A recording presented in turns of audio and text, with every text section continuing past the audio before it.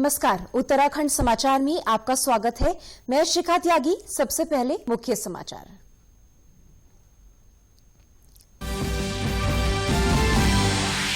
मुख्यमंत्री त्रिवेंद्र सिंह रावत ने कहा, नैनी झील का संरक्षण जरूरी, पर्यटकों की सुविधा के लिए बनेगी मल्टी स्टोरी कार पार्किंग। कई विकास कार्यों का किया लोकार्पण।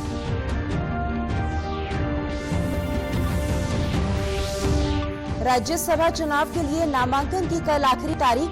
2 नवंबर तक होगी नाम वापसी। 9 नवंबर को होना है चुनाव।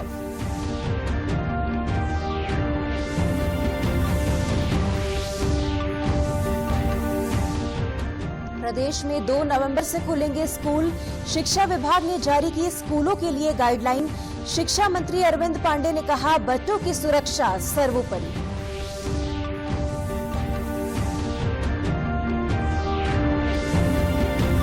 और भौगोलिक सूचना प्रणाली से होगी रुड़की शहर की निगरानी। नगर निगम को कर निर्धारण में मिलेगी सहायता। मैप पर ही मिल जाएगी भवन निर्माण की जानकारी। अब समाचार विस्तार से। नैनीताल पहुंचे मुख्यमंत्री त्रिवेंद्र सिंह रावत ने कहा है कि सरकार नैनी झील की स्वच्छता और संरक्षण के लिए हर संभव प्रयास कर रही है। उन्होंने यहां नैनी झील की जल गुणवत्ता आकलन प्रणाली का लोकार्पण किया। उन्होंने नैनीताल में कार पार्किंग व्यवस्था के लिए भी सहमति दी।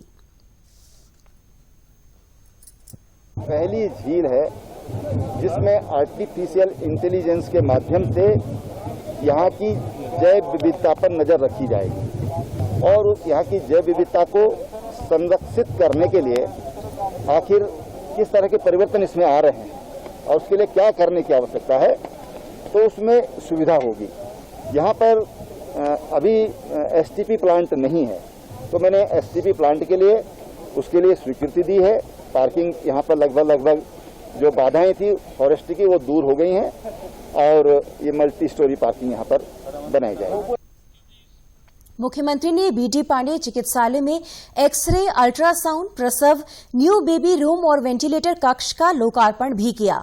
मुख्यमंत्री ने डॉक्टर आर.एस. टोलिया प्रशासनिक अकादमी में क्रिकेट पिच, ओपन थिएटर और शेड का उद्घाटन किया। मीडिया से बातचीत में मुख्यमंत्री ने रैमसे अस्पताल को जन सुविधाओं के लिए निजी हाथों में देने की बात कही।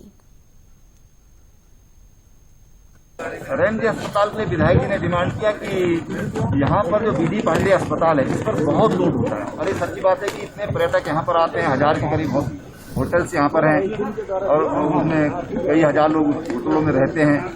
तो कई बार शहर में होने की वजह से बीडी पांडे पर बहुत लोड होता है और एक और अस्पताल यहाँ पर बढ़िया होना चाहिए।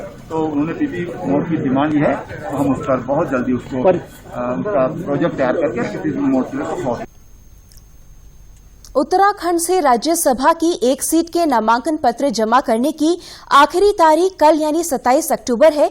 28 अक्टूबर को नामांकन पत्रों की जांच होगी और इसके बाद 2 नवंबर तक नाम वापसी हो सकेगी। चुनाव 9 नवंबर को होगा। ये सीट कांग्रेस के राज्यसभा सदस्य राज बब्बर का कार्यकाल पूरा होने के कारण खाली हुई है। देखिए, राज्यसभा द्विवार्षिक निर्वाचन के लिए अभी तक एक नाम निर्देशन पत्र किसी के द्वारा लिया गया है। कल 27 तारीख आखिरी अंतिम तिथि है नॉमिनेशन के लिए। 28 तारीख को स्क्रूटनी होगी और 2 तारीख 2 नवंबर नाम निर्देशन पत्र वापस लेने की अंतिम तिथि है और अगर आवश्यकता हुई तो पोल जो है वो 9 तारीख को लिया जाएगा। संपूर्ण प्रक्रिया 11 नवंबर से पहले पूर्ण हो जाएगी। सरकार ने प्रदेश में 2 नवंबर से चरणबद्ध तरीके से स्कूल खोलने की तैयारी शुरू कर दी है। 2 नवंबर से हाई स्कूल और इंटरमीडिएट कक्षाओं का संचालन किया जाएगा।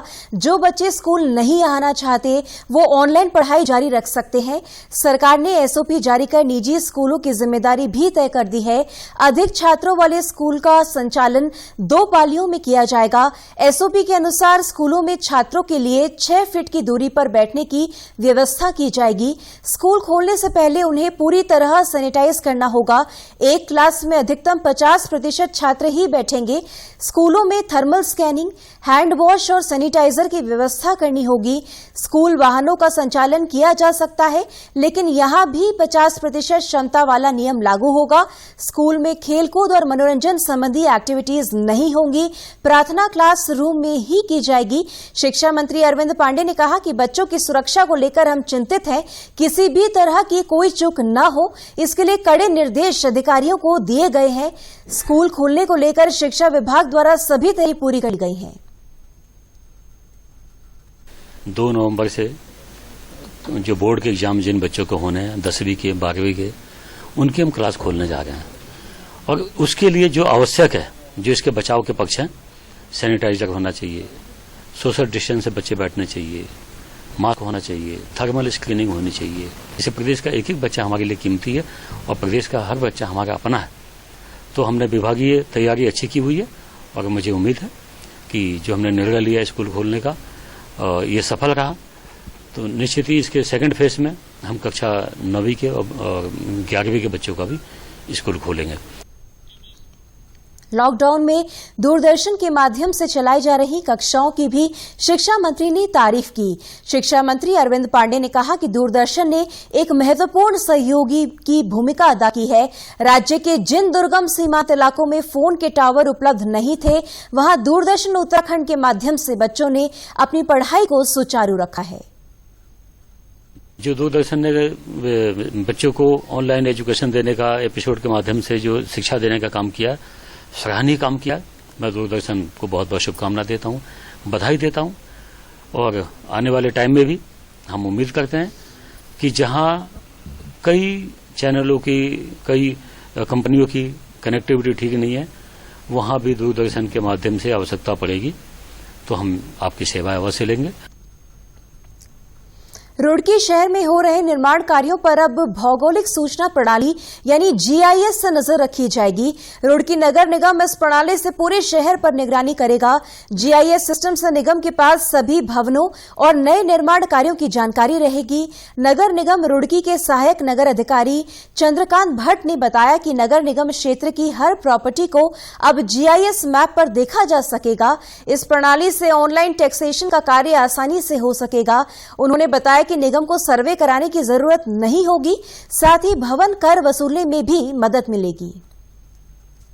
प्रॉपर्टी टैक्स में पहले ऑनलाइन टैक्सेशन स्टार्ट करवाया, क्योंकि इसमें सभी जगह जो कैपेसिटी बिल्डिंग का काम है, ये ईज ऑफ डूइंग बिजनेस जो भारत सरकार की एक स्कीम है हमारे शहरों के लिए, अन्य शहरों के लिए, तो उन शहरों के लिए वो स्कीम रखी गई है। इसमें रुड़की को भी शामिल किया गया है। अब इसका जो अगला अपग्रेडेशन है वो है GIS बेस्ड। तो GIS बेस्ड करने से फायदा ये होता है कि हर प्रॉपर्टी जो है वो अपने आप में हम एक मैप में देख सकते हैं, और जैसे उस पर क्लिक करेंगे तो उसकी पूरी डिटेल आ जाएगी कि इसका कितना टैक्स है, किसके नाम है और कब इस पे आगे हम दोबारा इस पे टैक्स की जरूरत पड़ेगी। तो ये सारी चीजें हम बैठ करके मैप पे ही कर सकते हैं। अखिल भारतीय आयुर्विज्ञान संस्थान एम्स ऋषिकेश में सामान्य मरीजों के इलाज की सुविधा के लिए OPD संचालित की जाने लगी है। इस सुविधा के शुरू होने से सामान्य रोगियों को राहत मिलेगी। एम्स ऋषिकेश में इन दिनों रोजाना 500 से भी अधिक OPD मरीज पहुंच रहे हैं। एम्स अस्पताल प्रशासन के डीन प्रोफेसर UB मिश्रा ने बताया कि एम्स आने वाले मरीजों के लिए अस्पताल के मेन प्रवेश द्वार पर ही पंजीकरण करवाने की सुविधा उपलब्ध है। वहां से टोकन प्राप्त करने के बाद मरीज नॉन कोविड एरिया में आकर अपना नंबर आने पर OPD में बैठे डॉक्टरों से अपने स्वास्थ्य की जांच करवा सकते हैं।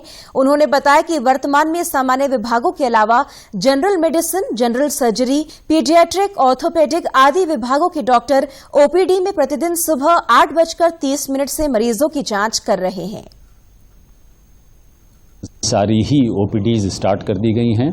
इसमें जब मरीज़ पहले आता है तो गेट से एंटर होते ही उसको रजिस्ट्रेशन डेस्क पे ले जाया जाता है। गेट के बहुत पास है, वहाँ पर उसका रजिस्ट्रेशन हो जाता है और टोकन उसका बन जाता है। उसके बाद वो जो नॉन कोविड OPD का एरिया है वहाँ पर आ जाता है।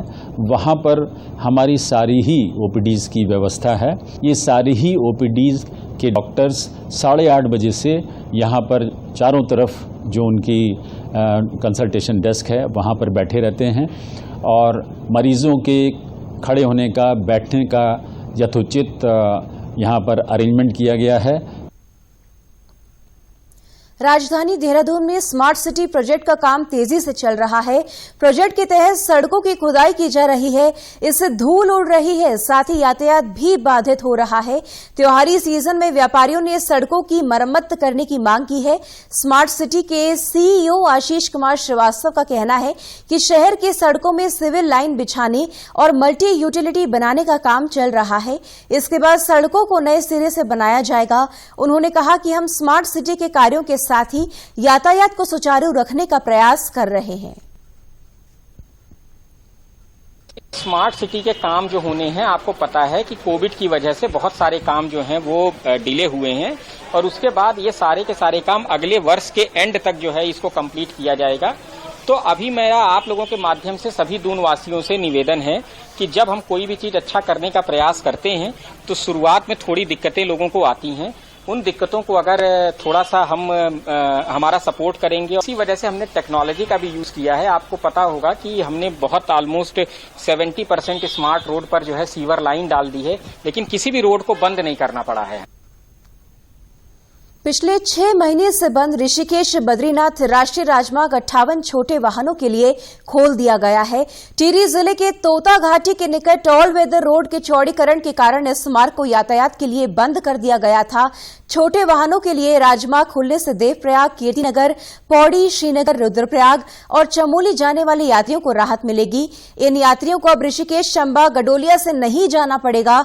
टिहरी की जिलाधिकारी ईवा आशीष श्रीवास्तव ने बताया कि प्रशासन की तरफ से इस मार्ग पर फिलहाल छोटे वाहन को ही अनुमति दी गई है। छोटे वाहन यहां से सुबह 6 बजे से और शाम को 5:30 तक चलेंगे, जबकि भारी वाहन का संचालन ऋषिकेश, चंबा, गडोलिया मार्ग से पूर्व की भांति ही चलता रहेगा। एसडीएम को एक निर्देश दिए गए और एक कमेटी एसडीएम की अध्यक्षता में बनाई गई, जिसमें जियोलॉजिकल सर्वे ऑफ इंडिया के भी एक्सपर्ट्स थे कि वो हाईवे को देख करके निर्णय लें कि इसको अभी खोला जाए या नहीं खोला जाए।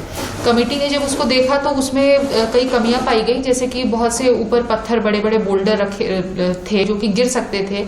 उसके अलावा उसको अनुपयुक्त उस वक्त पाया है अभी कि उसको भारी वाहनों के लिए खोला जाए, रात के समय खोला जाए। तो इसके लिए कमेटी ने इसे कहा कि इसे प्रतिबंधित करना होगा अभी कुछ समय के लिए। तो फिर अभी हमने उसको हल्के वाहनों के लिए दिन के समय के लिए संचालन वहां पर हमने अनुमति दी है। देश को कोरोना से जंग में महत्वपूर्ण सफलता मिली है। देश में कोरोना मरीजों की रिकवरी दर 90.23% हो गई है। अब तक देश में 71 लाख से भी अधिक कोविड-19 के मरीज ठीक हो चुके हैं। उत्तराखंड के पुलिस महानिदेशक अनिल कुमार रतूड़ी ने कहा कि कोविड-19 से बचाव के लिए सावधानी जरूरी है। हमें 2 गज की दूरी का पालन करना चाहिए, साथ ही मास्क जरूर पहने और साबुन से हाथ धोना चाहिए, तभी हम कोरोना से जंग जीत सकेंगे। ये आवश्यक है कि इस बीमारी के से सतर्क रहते हुए हम अपना दिनचर्या को निरंतर सही तरीके से करें। उसके लिए बहुत महत्वपूर्ण है कि हम जब भी अपने घर से निकलें, किसी काम में जाएं या कोई व्यक्तिगत काम में जाएं, पब्लिक प्लेस में नंबर 1 मास्क पहने या कोई ना कोई फेस कवर लगाएं। नंबर 2, अपने हाथों को निरंतर साफ रखें, साबुन और पानी से धोएं। तीसरी चीज, कहीं भी मास्क पहनते हुए भी अपने दूसरे व्यक्ति से कम 2 गज या 6 फुट की दूरी रखें।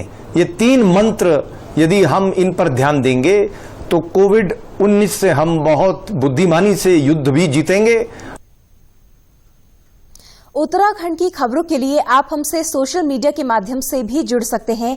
हमारा ट्विटर हैंडल है DD News_ देहरादून, हमारा फेसबुक पेज है DD News उत्तराखंड और हमारे YouTube channel DD News Uttarakhand को भी आप सब्सक्राइब कर सकते हैं।